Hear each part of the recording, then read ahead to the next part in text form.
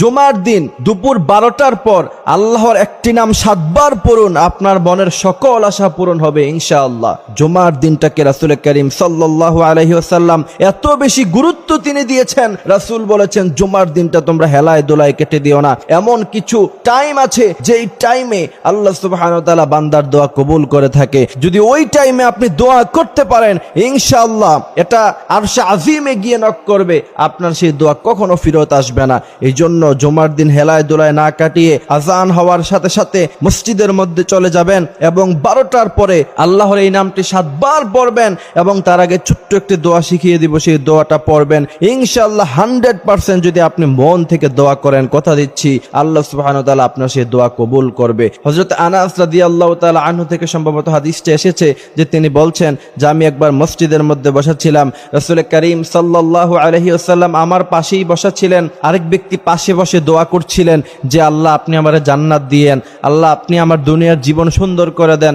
রাসূল করিম সাল্লাল্লাহু আলাইহি ওয়াসাল্লাম বলেছেন, হে আনাস তুমি কি জানো যে আল্লাহ পাক তার সব দোয়া কবুল করে নিচ্ছেন? হযরত আনাস বললেন আল্লাহু ওয়া রাসূলুহু আ'লাম, আল্লাহ এবং আল্লাহ রাসূল ভালো জানেন। তখন রাসূল করিম সাল্লাল্লাহু আলাইহি ওয়াসাল্লাম বলেছেন যে ওই ব্যক্তি দোয়া করার আগে পড়েছে ইয়া হাইয়ু ইয়া কাইয়ুম বিরহমাতিকা নাস্তাগীস। তবে জানো আনাস, এই দোয়া পড়ে যদি কোনো ব্যক্তি দোয়া করে আল্লাহ পাক সাথে সাথে তার দোয়া কবুল করে নেয়। সুবহানাল্লাহি বিহামদি সুবহানাল্লাহিল আযীম। এই জন্য জুমার দিন দুপুর 12টার পরে এই দোয়ার সাথে সাথে আল্লাহর একটি নাম আছে, যে নামটি যদি 7 বার পড়ার পরে আপনি দোয়া করতে পারেন ইনশাআল্লাহ আশা করা যায় আল্লাহ পাক সাথে সাথেই আপনার দোয়া কবুল করবে। আল্লাহর সেই নামটি হচ্ছে আর রহমান আর রহমান আর রহমান।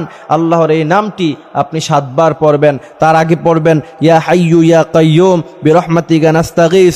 আপনি এই দোয়া পড়ার পরে এরপরে আর রহমান আল্লাহর এই গুণবাচক নামটি 7 বার পড়ার পরে যদি দোয়া করতে পারেন ইনশাআল্লাহ আল্লাহ পাক আপনার মনের সমস্ত আশাই পূরণ করে দিবে। অনেকে অবজেকশন করে যে হুজুর এত দোয়া করলাম কিন্তু দোয়া কবুল হয় না। কিন্তু প্রিয় ভাইয়েরা আমার কিছু টাইম আছে দোয়া কবুল হওয়ার, ওই টাইমে যদি আপনি দোয়া করতে পারেন আল্লাহ পাক 100% আপনার দোয়া কবুল করবে। যেমন জুমার নামাজের সময় দুপুর 12টার পরে ওই সময় যখন ইমাম সাহেব যখন খুতবা প্রদান করবে জুমার নামাজে 2 খুতবার মাঝখানে যদি আপনি এই দোয়াটা করতে পারেন ইনশাআল্লাহ রাসূল করিম সাল্লাল্লাহু আলাইহি ওয়াসাল্লাম বলেছেন পৃথিবীর সব কিছু মিস হয়ে যেতে পারে কিন্তু তোমার এই দোয়া কখনো মিস হবে না। অনেকেই বলে যে হুজুর অনেক দোয়া করি, কই দোয়া তো কবুল হয় না। অথচ রাসূল করিম সাল্লাল্লাহু আলাইহি ওয়াসাল্লাম বলেছেন বান্দার সমস্ত দোয়াই আল্লাহ পাক কবুল করে নেয়, বান্দার কোনো দোয়া এমন হয় না যে আল্লাহ পাক কবুল করে না। তবে আল্লাহ পাক কিছু দুনিয়াতেই দিয়ে দেয়। যেমন আপনি 2টি গাড়ি চেয়েছেন, আল্লাহ পাক আপনাকে একটি গাড়ি দিয়েছেন।